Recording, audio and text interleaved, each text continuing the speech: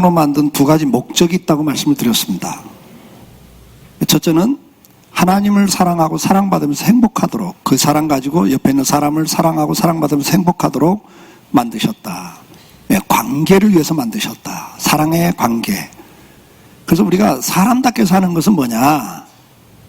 하나님을 깊이 사랑하는 거예요. 그분의 사랑을 깊이 체험하는 거예요. 에베소에 있는 말씀처럼 그 주님의 사랑의 깊이, 넓이, 높이, 길이를 충만하게 누리고 사는 것이 하나님의 뜻이에요. 그리고 행복하게 사는 거죠. 그러기 위해서는 우리가 어떻게 해야 된다고 그랬어요? 그래서 우리가 사람답게 사는 것은 하나님을 깊이 사랑하는 거예요. 그건 경건 생활에서 이루어진다고 말씀을 드렸어요. 부부가 있는데 남편이 돈을 정말 잘 벌어다 주는데 일주일에 2, 3일은 딴집 가 살아. 산다 못 산다? 못 살아요. 그건 사랑이 아니에요, 여러분. 하나님이 오늘도 저와 여러분에게 원하는 게 다른 게 아니에요. 헌금 많이 하고 뭐 열심히 봉사하고 다 하나님 기뻐하시죠. 그러나 진짜 중요한 건 뭐냐? 매일 내 옆에 있기를 원하세요. 남편이 들어와서 있기를 원하죠. 함께 있는 게 제일 중요해요. 근데 함께 있는데 TV나 보고 있고 신문이나 보고 있으면 돼요? 안 되죠. 대화가 있어야 되는. 오늘 있었던 일도 서로 공유한다 그래요?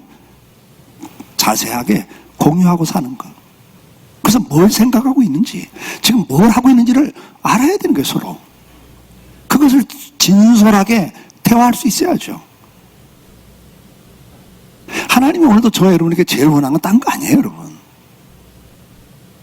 아침, 저녁으로 함께하고, 짬짬이 무슨 일만 있어도 주님, 어떻게 할까요? 주님, 도와주세요. 아멘? 경건 생활이 무너지면 여러분들 사랑이 다 무너져요. 산을 옮길 만한 믿음과 능력이 있어도 소용이 없다고 그랬어요. 여러분 몸을 불살하게 내어줄지라도 사랑이 없으면 아무 소용없다고 그랬어요. 그러니까 그런 신앙생활이 변절되지 않도록 우리는 항상 힘써야 된다고 말씀드렸고, 그 다음에 우리를 형상으로 만든 이유는 뭐라고 그랬죠? 하나님을 대신해서 세상을 다스리는 자로 만물의 영장으로 만드셨다. 그래서 이 땅에 하나님의 뜻을 펼치라고, 하나님의 뜻을 이루라고. 그래서 우리가 지난주에 본 것처럼 예수님도 계속 이 땅에 사신 일이 뭐예요? 나를 보내신 이의 뜻을 이루려 함이라. 그리고 마지막 순간에 다 이루었다 그러고 가신 거예요. 그런 삶을 살다 가셔야 돼. 그게 우리에게 준 사명이죠. 그러면 구체적으로 나 개인에게 어떤 사명을 주셨는가? 우리가 그걸 알아야죠. 오늘 본문은 뭐라고 말씀합니까? 우리는 그가 만드신 바라. 그리스도 예수 안에서 선한 일을 위하여 지으심을 받은 자니 이 일은 하나님이 전에 예비하사 우리로 그 가운데서 행하게 하려 하심이라 그랬어요. 방송실 세번역 성경 띄워줘봐요. 오늘 본문 세번역에는 이렇게 말했어요. 우리는 하나님의, 같이 읽어볼까요? 우리는 하나님의 작품입니다. 선한 일을 하게 하시려고 하나님께서 그리스도 안에서 우리를 만드셨습니다. 하나님께서 이렇게 미리 준비하신 것은 우리가 선한 일을 하며 살아가게 하시려는 것입니다. 아멘? 어쩌다가 이 땅에 태어난 게 아니에요, 여러분. 어쩌다가 내가 그런 부모 만나가지고 인생이 이렇게 꼬이나? 여러분, 아니에요. 하나님께서 여러분들을 예수 안에서 어떤 선한 일을 하기 위해서 만드셨대요. 믿으십니까? 어떤 선한 일을 할 수 있는 사람을 만들었어요. 그래서 첫째는 여러분들은 하나님 하신 작품이다. 나는 하나님 만드신 작품이다. 예수 안에서 선한 일을 위해서 만드셨다. 그리고 그 일을 행할 수 있는 사람으로 만들어주셨다. 근데 그것이 전에부터 이미 하나님께서 미리 준비하셨다 그랬어요. 에베소서 1장 4절 6절을 한 목소리로 같이 읽습니다. 곧 창세전에 그리스도 안에서 우리를 택하사 우리로 사랑 안에서 그 앞에 거룩하고 흠이 없게 하시려고 그 기쁘신 뜻대로 우리를 예정하사 예수 그리스도로 말미암아 자기의 아들들이 되게 하셨으니 이는 그가 사랑하시는 자 안에서 우리에게 거저 주신 바 그 은혜의 영광을 찬송하게 하라. 하나님의 영광을 드러내도록 하기 위해서 우리를 만드셨대요. 근데 그걸 언제부터? 창세전에, 세상을 만들기 전에 이미 하나님께서 계획하시고 예정하셨대요. 그리고 우리를 하나님의 자녀로 택하셨대요. 언제? 여러분들이 예수 믿으려고 할 때가 아니고 세상을 만들기도 전부터 이미 하나님이 계획을 하셨어요. 에베소 1장 11절 말씀 같이 읽어봅니다. 에베소 1장 11절. 모든 일을 그의 뜻의 결정대로 일하신 이의 계획을 따라 우리가 예정을 입어 그 안에서 기업이 되었으니, 하나님의 자녀가 된 것조차도 그의 뜻의 결정대로 계획을 따라서 우리가 예정을 입어서 예수 믿게 된 거예요. 믿으십니까? 그래서 여러분들이 먼저 기억해야 될 건 뭐냐? 나는 어쩌다 태어난 사람들이 아니고, 하나님이 이 세상을 만들기 전에 계획을 할 때부터 이미 하나님의 계획 속에 들어있던, 시편 71장 6절 말씀. 내가 모태에서부터 주를 의지하였으며 나의 어머니 배에서부터 주께서 나를 택하셨사오니 나는 항상 주를 찬송하리이다. 시편 139장 16절 말씀. 내 형질이 이루기 전에 주의 눈이 보셨으며 나를 위하여 정한 날이 하루도 되기 전에 주의 책에 다 기록되었나이다. 형질이 이루기 전에, 어머니 모태에서 정자와 난자가 만나서 하나의 형질이 이루기 전에 이미 하나님께서는 여러분들을 어떻게 하고 있다고요? 보고 있었대요. 기가 막힌 이야기예요, 여러분. 그리고 그 형질이 이루기 전날에 이미 하나님께서는 생명책에 다 여러분을 기록해 놨대요. 믿으십니까?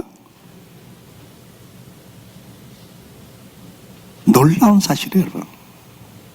놀라운 사실이에요. 에레미야 1장 5절 말씀 같이 읽어봅니다. 내가 너를 모태에서 짓기 전에 너를 알았고 내가 태에서 나오기 전에 너를 성별하였고 너를 여러 나라 선지자로 세웠노라 하시기로. 에레미야는 선지자인데 에레미야가 중간에 자기가 선지자 하겠습니다가 아니고, 하나님께서 이미 모태에서 짓기 전에 하나님 이미 알고 계셨고 구별하셨고 심지어 선지자로 세우는 것까지도 태어나기 전에 이미 하나님이 결정해 놓으셨다. 믿으십니까?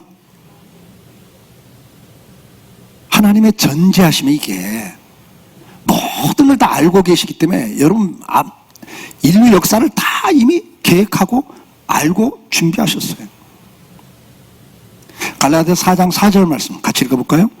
때가 참에 하나님이 그 아들을 보내사 여자에게서 나게 하시고 율법 아래 나게 하신 것은, 내가 어머니로부터 태어나서 출산할 때 그게 이미 때가 찰 때라 이거예요. 하나님이 때가 되면 나를 보냈다 그랬어요. 예수님도 보냈고 저와 여러분도 보낸 겁니다. 이철원 목사는 창세전에 계획을 하실 때 이미 뭐로? 1954년에 대한민국이란 나라에서 태어날 것을 계획하셨단 말이에요. 그리고 내가 목사 돼야 되겠다가 아니고 하나님 목사로 나를 택하셨다는 거예요. 저는 이걸 믿어요. 하나님은 우리를 어떻게 보십니까? 이사야 43장 4절 말씀.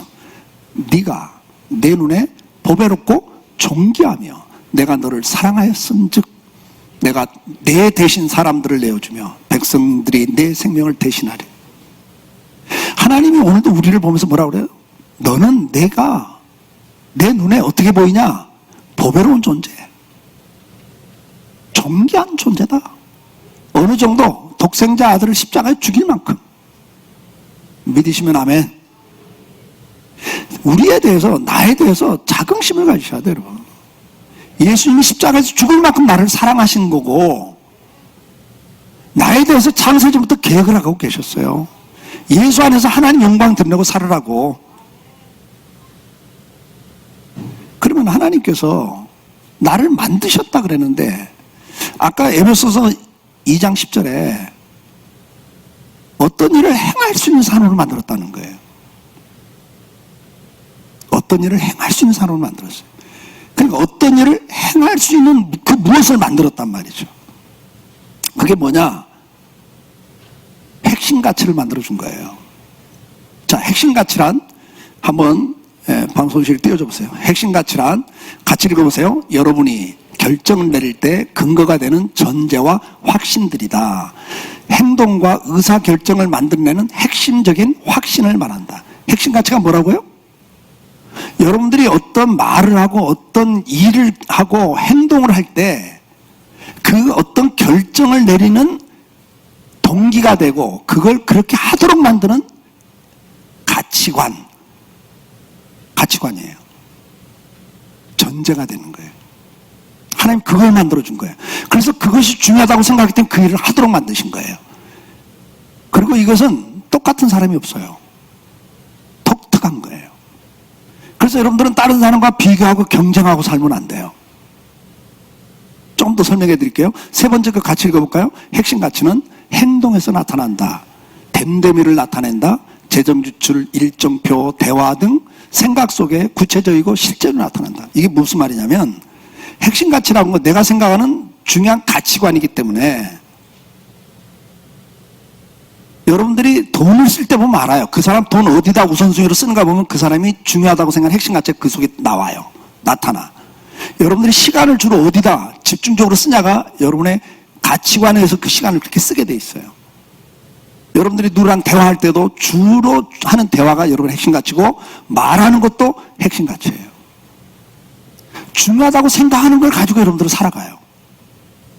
하나 예를 들면 제가 예를 들었던 이야기입니다만 제 후배 목사인데 나이는 동갑이에요. 근데 이분은 교회에서 복지를 해요. 복지. 우리는 이제 미자립 교회를 돕는 일을 열심히 하잖아요. 다음 세대 세우는 이거 미자립 교회를 돕는 일을 열심히 하는데 그 교회는 복지를 해요. 20년 넘게 그 지역에서 가장 노인대학을 잘하는 교회예요. 노인대학을 하다가 노인들을 계속 하다 보니까 이분들 노후를 좀 도와드려야 되겠다. 그래서 요양원을 하시는 교회예요. 이분이 나만 보면 강성교회도 요양원 하라고 설득을 해요. 그 이유가 뭐냐 하니까 영혼구원의 최고라는 거예요. 고령화 사회인데 노인들은 많아지는데 요양원 어차피 들어온다. 근데 들어오면 95%가 예수님을 영접한대요. 이것처럼 전도하기 좋은 게 어딨냐. 요즘은 한 영혼 구원하기 얼마나 힘든데 이 복지처럼 영혼 구원에 좋은 방법이 없다. 이렇게 나를 설득해요. 그래도 제가 안 움직이니까 그 다음에 두 번째 나를 유혹하는 게 뭔지 아세요? 전도를 하는데 이게 복지를 하면 이사장이 되면 정년이 없어 막 이래요. 또 남자들은 그 일하는 거 굉장히 집착하잖아요. 그거 갖고 설득을 해요. 그래도 제가 안 움직이니까 세 번째, 이 목사 이거 교인들을 위한 복지야. 강성교회도 20년 30년 교회를 놓고 헌신한 권사님들 집사님들 장로님들 계시는데 몸을 움직일 수 없는 나이가 되면 요양원을 가는데 자녀들 가까운 지역의 요양원으로 가다 보니까 너무 외롭잖아. 우리 교회가 이걸 하니까 우리 교인들은 다 일이 들어오니까 외롭지가 않아. 이 안에서 다 김권사 박권사 서로 다 하니까 정말 교인들을 위해서는 해야 돼. 네. 그리고 또 그 다음에 이걸 하다 보니까 일자리 창출이 돼. 교인들 여기 직원이 벌써 몇 명인데 다 우리 교인들이 해. 요즘같이 직장 구하기 힘든 이거 하면 얼마나 좋은지 알아? 이렇게 저를 설득을 해요. 제가 할까 안 할까? 안 하고 있잖아요. 근데 이 마지막 세 번째 건 진짜 저도 하고 싶어요. 우리 권사님 요양원에 가는 걸 제가 신방 가면 울어요. 왜? 자녀들 가까운 지역으로 가버리니까 외로우신 거예요. 아는 사람 하나도 없죠. 가면 저한테 그래, 목사님 김권사하고 통화했는데요 울었어요. 아이고 누가 정말 보고 싶어요. 그런 이야기 들을 때마다 가슴이 아파요. 저도 그러면 해야 되겠다. 이거 좀 해드려야 되겠다 생각이 들어요. 근데 와서 또 하다 보면 그건 안 하고 있어요. 왜요?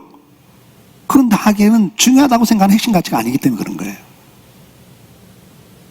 제 생각엔 그래. 우리 장로님이나 권사님 가운데 누가 이 교회 가까운 데다가 요양원 하나 했으면 좋겠어.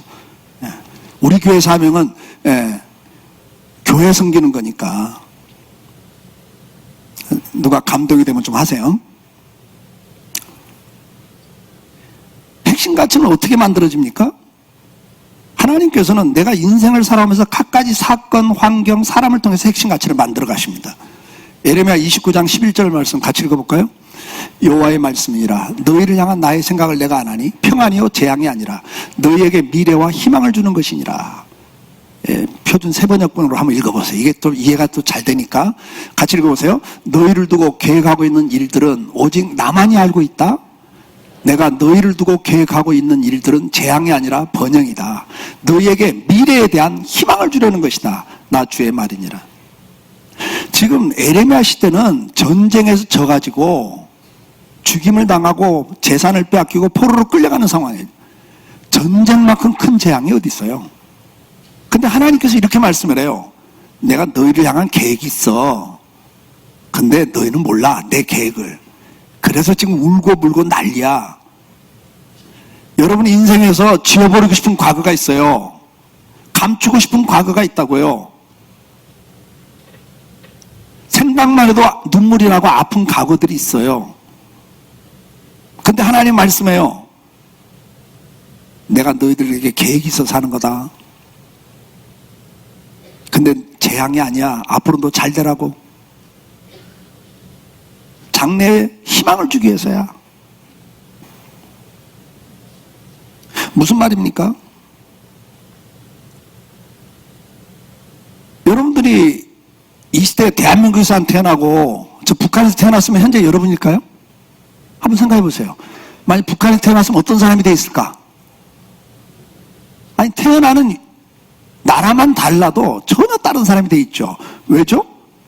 그 사회, 문화, 환경, 교육 이게 다르기 때문에 그런 거예요. 저랑 내 밑에 남동생이 5년 차인데 걔하고 나하고는 핵심 가치가 다릅니다. 왜? 부모로부터 받은 영향부터가 달라요. 같은 부모인데도 5년 차이에 한국 경제 상황, 사회 분위기 그리고 우리 아버지, 어머니가 생각이 5년 사이에 바뀐 것들 그거 영향을 받거든요. 그런 사건과 상황, 어느 시대에 태어났냐부터가 다른 거예요. 여러분 조선시대에 태어났으면 전혀 다른 사람 돼 있습니다. 그래서 어느 시대, 어느 나라, 그 다음에 어떤 부모 밑에 태어났냐에 따라 또 달라져요. 만약에 여러분들이 이병철 가문에 태어났으면 어떤 사람이 돼 있을까 지금쯤? 생각만 해도 기분 좋죠? 전혀 다른 거예요. 어떤 부모 만나냐에 따라 인생이 달라져요. 그러면 이 하나님 만들어준 게 핵심 가치인데 그 핵심 가치를 어떻게 만들어주냐니까 그런 사건, 환경, 사람들 그걸 통해서 우리는 교훈을 받아요. 살다 보니까 참 관계가 중요해. 어떤 사람은 그래요. 아니야, 돈이 중요해. 어떤 사람은 말해요. 효율성이 중요해. 어떤 사람 말해요. 효율성보다는 창의성이 더 중요해. 어떤 사람 말해요. 안전해야 돼. 어떤 사람 말해요. 안전보다는 도전이 더 중요해. 왜 이렇게 다를까요? 여러분들 핵심 가치가 달라서 부부간에도 갈등이 생기는 거예요. 계속. 돈도 한 사람은 전략하자, 한 사람은 쓸 때 쓰고 살아야지. 애를 키우면서도 좀 풀어서 키우자. 아니야, 규범 있게 키워야 돼. 그 미국에서도 부부가 이혼하는 이유가 뭔지 아세요? 남편은 치약을 중간에 아무 데나 콱 눌러요. 부인은 왜 중간 눌러? 밑에서부터 눌러갖고 좀 써야지. 이거 싸우다 이혼한다는 거예요. 그렇게 다른 거예요. 근데 그게 어디서 온 거냐? 그 자라난 시대, 국가, 그 다음에 그 부모, 그 시대 사회, 그리고 받은 교육, 만났던 사건들, 겪었던 경험들 속에서 이런 게 하나씩 쌓여요. 교훈이 쌓여요. 그게 쌓이면서 뭐가 돼요? 핵심 가치로 바뀌어요. 그게 DNA가 되는 거예요. 그래서 나는 그것이 중요하다고 생각해요. 그래서 이런 사건과 환경을 통해서 뭐가 전환이 이루어지냐? 생각이 바뀌고 태도나 습관과 버릇이 바뀌고 방향이 바뀌고 이걸 3대 전환 그래요. 그래서 어떤 사건과 환경을 통해서 우리는 생각이 바뀌고 태도나 버릇이 바뀌고 그 다음에 방향이 바뀌면서 어떤 사람으로 만들어져 가는 거예요. 하나 예를 들어 드리겠습니다. 개척을 한 목사님이 번아웃이 되었고 저를 찾아왔어요. 상담하러 왔어요. 그는 이 인천에서도 아주 가난한 지역, 어려운 지역에서 목회를 하고 있습니다. 그분은 아이들이 방치되어 있는 걸 봐요. 홀부모 아니면 할머니 할아버지가 키우던 아니면 엮이는 가정들이 많은 지역인데 애들이 밤늦은 시간까지 막 방치되어 있는 걸 보니까 안타까워가지고 음대를 나온 분인데 걔들을 데려다가 음악을 가르치고 악기를 사다 주면서 악기를 가르치고 그리고 저녁을 해먹이고 이걸 하는 거예요. 그걸 하다 보니까 숫자가 점점 늘어나니까 혼자서 못 가르치니까 선생 불러다 쓰기 시작하고, 그러다 보니까 또 불법을 한다고 또 주변에 학원들이 또 고발하고 하니까 학원을 만들었어요. 그게 학원이 커진 거예요. 근데 이제 목사, 부목사 하다가 목회를 하니까 자기가 이제 개척을 했어요. 개척하다 보니까 주일 낮 예배 설교하죠, 저녁 예배 설교하죠, 수요예배 인도해야죠, 새벽 기도 인도해야지. 개척교회 혼자서 다 하려니까 이 두 가지를 하다가 완전히 번아웃이 돼버린 거예요. 그리고 빚이 들어갖고 1억이 넘었어요. 학원에서도. 왜? 이건 돈 버는 학원이 아니라 쏟아붓는 학원이니까. 그래갖고 저를 찾아온 거예요. 그 제가 질문을 했어요. 아니 목사님인데 아니 개척을 해서 목회나 열심히 하지 그렇게 빚을 져가면서 학원을 왜 하세요? 제가 물었어요. 그때 이분이 저한테 이야기를 해요. 목사님, 저는 어릴 때 아버지가 알코올 중독이었습니다. 날마다 폭력을 행사했습니다. 어머니는 날마다 매를 맞고 울고 살았습니다. 아버지는 경제적인 책임도 전혀 안 졌고 어머니가 우리 키우려고 정말 안 할 것 다 해봤습니다. 나는 중학교 때부터 폭력을 쓰기 시작했습니다. 나에게 아버지란 존재는 죽이고 싶은 존재였습니다. 저 아버지만 죽이고 없어진다면 우리 어머니 저렇게 불행하지 않고 나도 불행하지 않을 텐데. 차마 죽일 수는 없었고, 그래서 자기는 탈선을 했고 주먹을 쓰고 다녔대요. 고등학교 때 친구 따라 교회를 갔는데 교회에서 하나님 아버지라고 부르는 말에 소름이 끼쳤대요. 여기도 아버지가 있어? 그런데 그 하나님 아버지가 사랑의 아버지란 말에 자기는 쇼크였대요. 아니, 아버지가 사랑의 아버지도 있어? 말도 안 돼. 그런데도 뭔가 호기심이 생기더래요. 그래서 교회를 다니기 시작하다 예수를 믿게 됐어요. 그리고 목사가 된 거예요. 자기는 지금도 어려운 아이들, 엮이는 가정의 아이들 혼자 방치되는 거 보면 속에서 불이 난대요. 저대로 두면 안 돼. 돌봐야 돼. 그것 때문에 그걸 시작해서 지금까지 왔다는 거예요. 그래서 제가 이야기를 해줬어요. 하나님이 만드신 게 뭔가를 설명해 줬어요. 에베소 2장 10절에 하나님 우리를 만드셨다는데 그게 무슨 개념이라고 이해를 하고 계십니까? 나를 창조했다, 내 인생의 주인이다, 그런 의미 아닙니까? 제가 조금 전에 설명했던 대로 설명했어요. 목사님이 북한에 태어났으면 어떤 사람이 돼 있을까? 그런 이야기를 쭉 해주면서 만드심에 대한 걸 이해를 설명해 드렸어요. 이분이 듣다가 목사님, 알았습니다. 나는 아버지를 죽이고 싶었던 존재인데 그게 하나님 나를 만드신 거였습니다. 아이들을 잘 케어해줘야 돼. 자녀는 책임지고 잘 키워야 돼. 방치된 아이들을 두면 안 돼. 이런 가치관을 형성했다는 걸 알았습니다. 목사님, 나 아무리 힘들어도 이건 할 일이네요. 사명이네요. 그리고 지금 아주 잘하고 계세요. 어떤 집사님이 핵심 가치를 이렇게 정리했습니다. 가족. 방송실 한번 띄워줄 수 있으면 띄워주세요. 가족. 자녀들은 하나님이 내게 주신 선물이며 내가 온전히 사랑할 대상이다. 이 어떤 집사님의 핵심 가치를 정리해 놓은 겁니다. 나는 가족이 중요하다. 두 번째가 교육. 젊은이들이 이 세상에서 평등하게 권리를 누리고 살아가기 위해 교육이 필요하다. 세 번째, 책임감.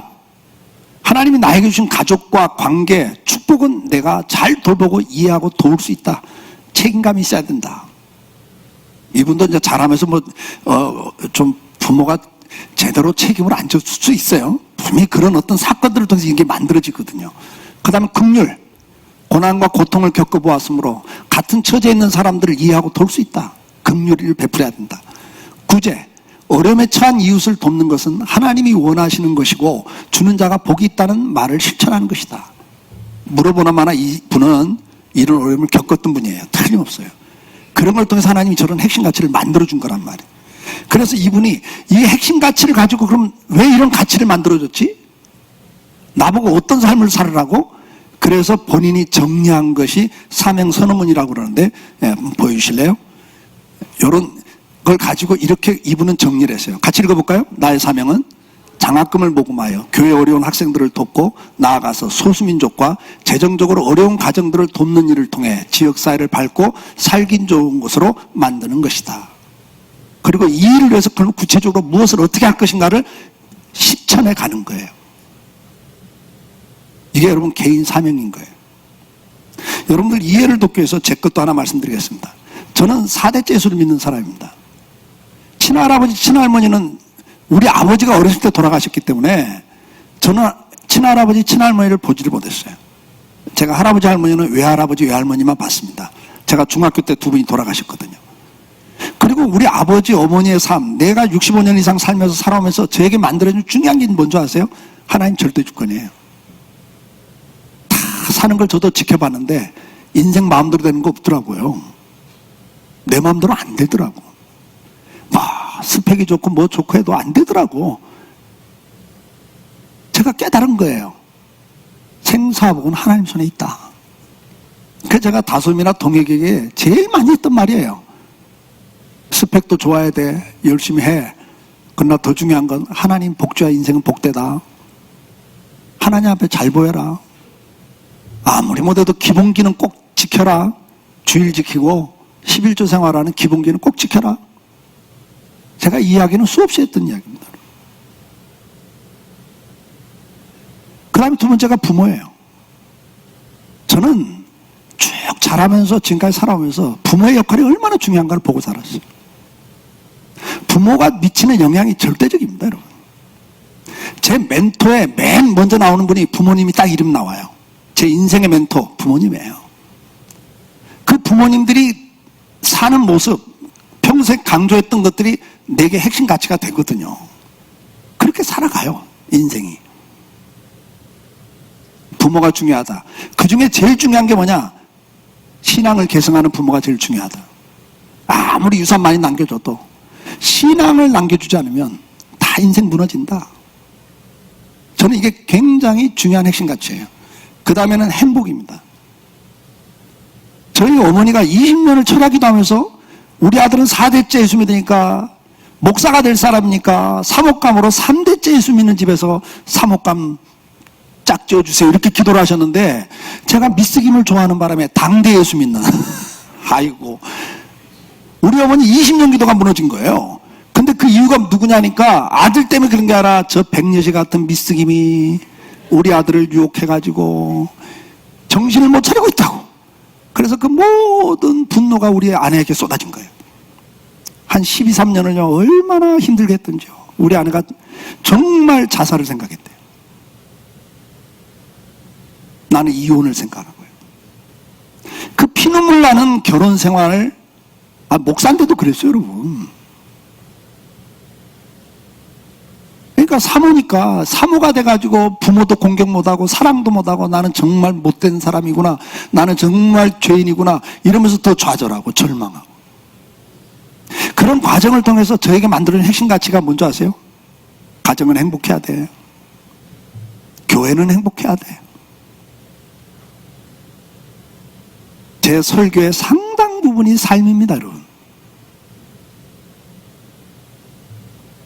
저는 가정이 행복해야 된다는 중요한 핵심 가치를 갖고 지금까지 살아오고 있어요.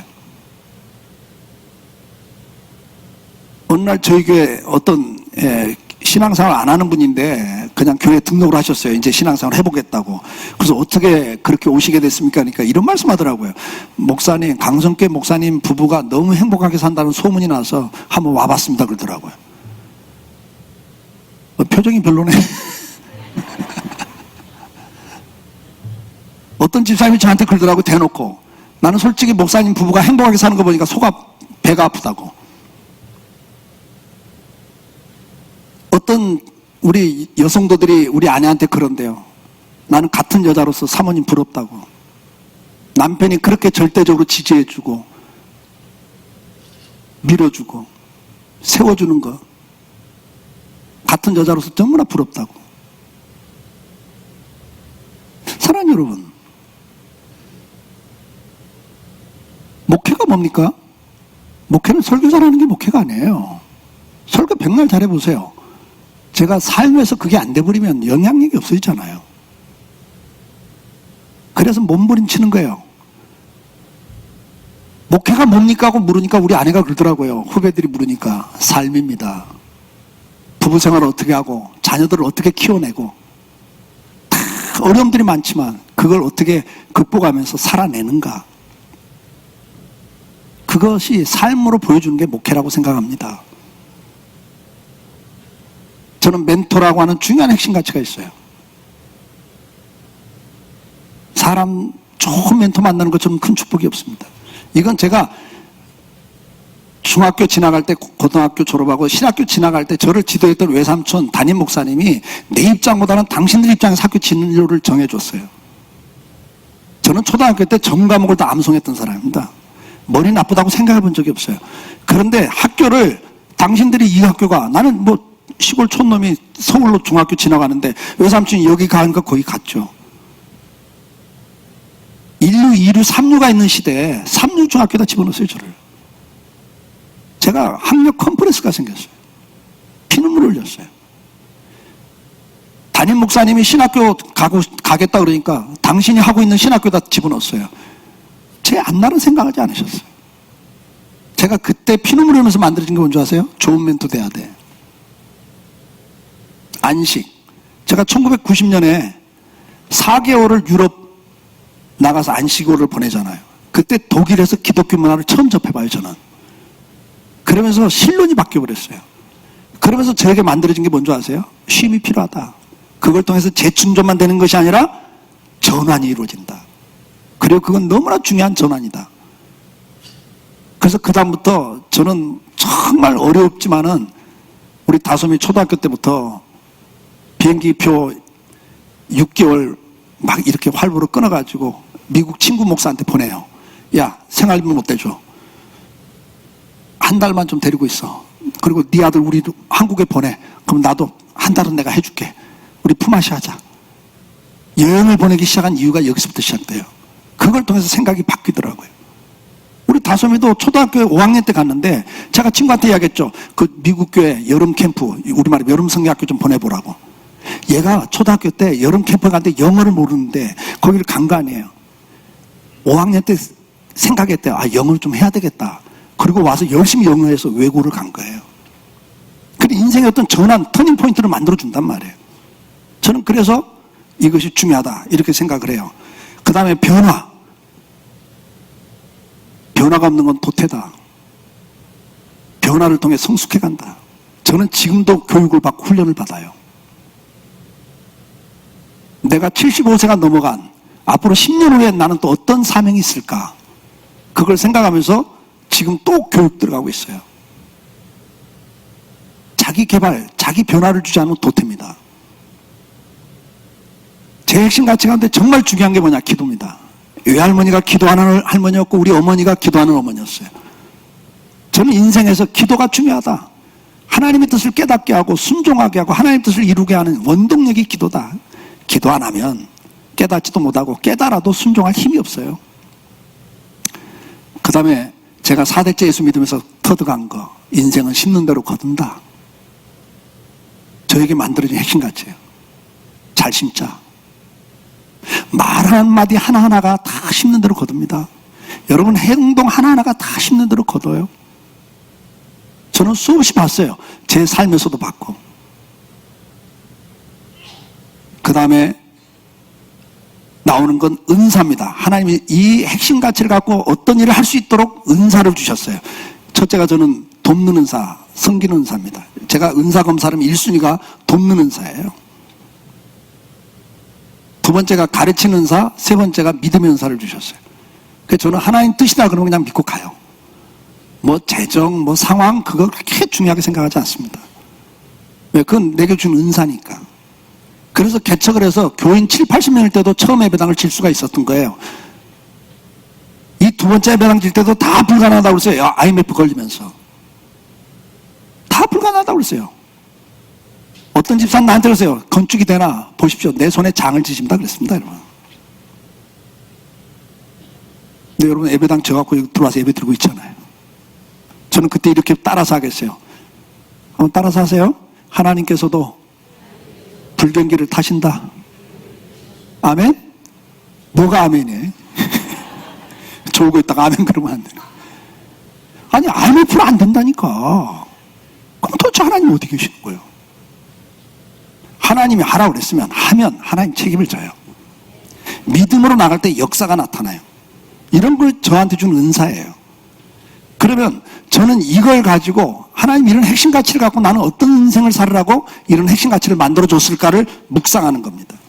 그래서 저는 목사니까 세 가지로 딱 정리를 했어요. 첫째, 보여주세요. 첫째가 뭐라고요? 나는 신앙 개성하는 일을 위해 하나님께서 나를 세우셨다. 내가 4대쯤 있는 집에 태어난 것 자체가 이미, 그리고 목사로 세운 그 어려운 가정 환경, 그 적는 산동네에서 정말 어려운 상황 속에서 대부분 다 애들이 건강하게 못 자랐지만 신앙생활한 아이들만 정상적으로 자라고 가정을 이루고 있어요. 그런 것들을 다 보게 하시면서 신앙 개성하는 일을 위해서 나는 부르셨다. 여기에 부모와 기도라는 핵심 가치 두 가지가 들어갑니다. 그 다음 두 번째, 나는 행복한 가정과 교회를 세우기 위해서 부르셨다. 그래서 행복한 가정을 이루기 위해서 저는 부단하게 노력을 해요. 책도 읽고 세미나도 가고. 그건 내게 준 사명이니까. 그래서 앞에서 말씀드린 가정이 행복하게 살아가는 걸 보여주는 게 내 사명이라고 봤어요. 그리고 교회를 향해서는, 한국교회를 향해서는 회복센터를 세우는 것. 가정이 무너져 있는 번아웃된 목회자들을 세워주는 것. 회복 프로그램. 여기에 행복이라는 가치관과 안식이라는 두 가지 가치관이 들어가 있어요. 마지막, 나는 함께 세워가는 일을 위해서 부르셨다. 한국교회가 개교주의에서 벗어나 함께 세워가는 공동체로 세워가기 위해 나를 부르셨다. 한국교회는 지금 다 개교주의로 많이 빠져가 있습니다. 우리 교회만 부흥하면 돼. 우리 교회만 잘하면 돼.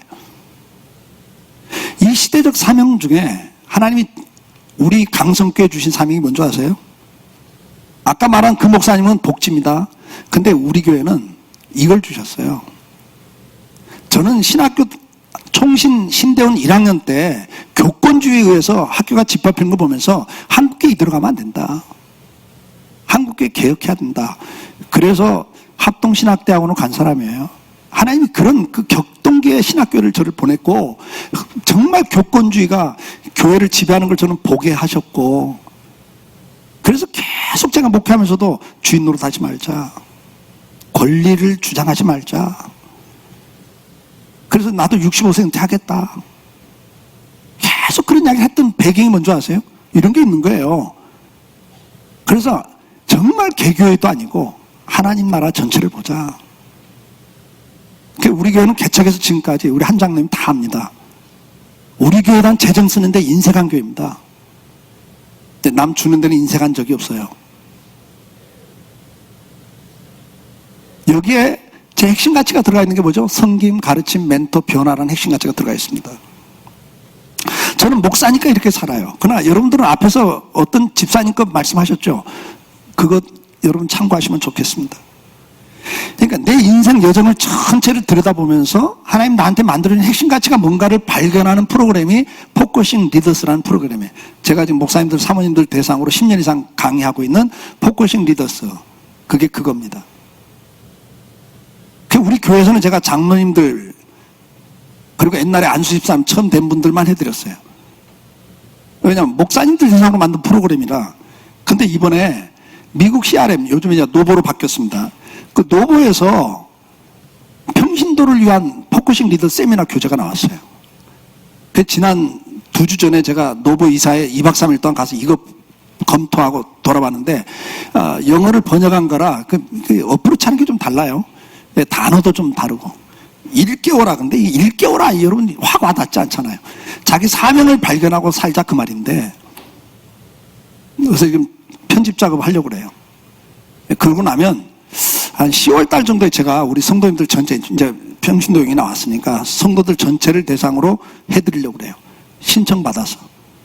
이건 이제 교재 때 15,000원은 그 노보 선교로 들어갑니다.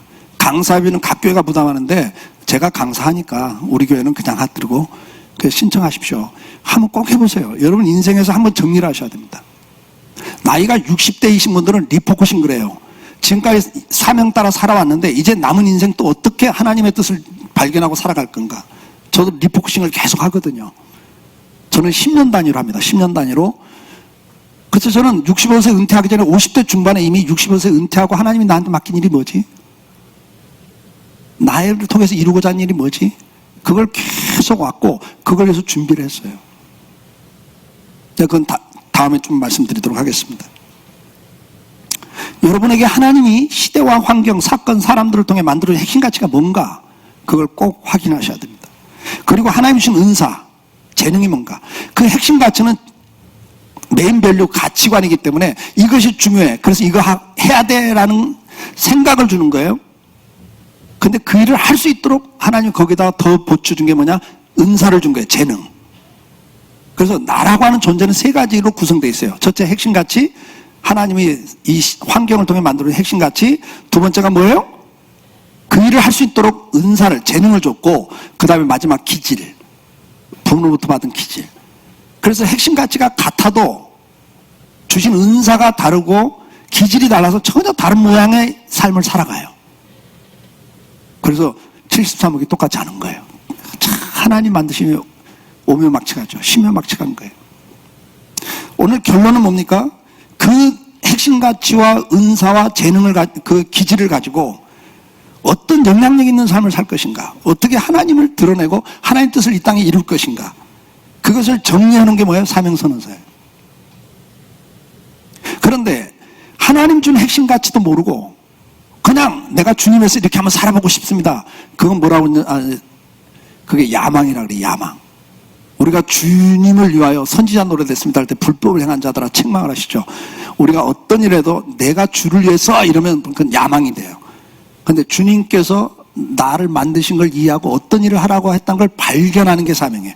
그 사명은 만드는 게 아니라 발견하는 거예요. 이제 그것을 돕는 것이 이런 세미나들이에요.